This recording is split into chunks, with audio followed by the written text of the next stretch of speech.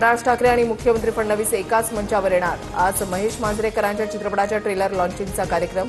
पुन्हा शिवाजीराजे भोसले या चित्रपटाचं ट्रेलर लॉन्चिंग।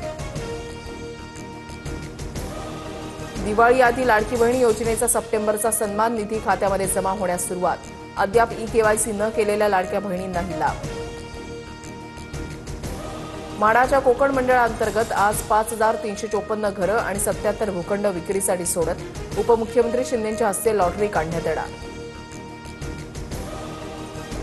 नुकताच भाजपमध्ये प्रवेश केलेल्या मामा राजवाडीला नाशिक गोळीबार प्रकरणी अटक। सीपींना पूर्ण मोकळीक, गुन्हेगारांना राजाश्रय देऊ नका, फडणवीसांच्या नाशिक पोलीस आयुक्तांना सूचना।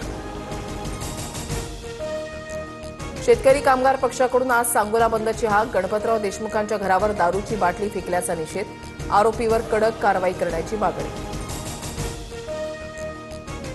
रवींद्र दंगेकरांची एकनाथ शिंदेंकडून कानउघडणी। सूत्रांची माहिती, गृहराज्यमंत्री योगेश कदमांनी घायवळला पिस्तुलाचा परवाना दिल्याचा आरोप करत दंगेकरांची टीका। भाजप नेत्यांकडून शिंदेंकडे तक्रार।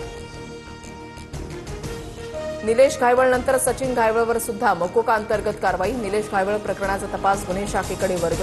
निलेश घायवळच्या 40 मालमत्तांच्या प्रकरणांची चौकशी होणार।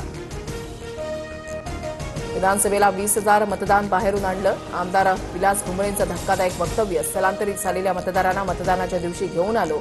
एकनाथ शिंदेंनी मध्येच रोखल्यानंतर भुमरेंची सारवासारव।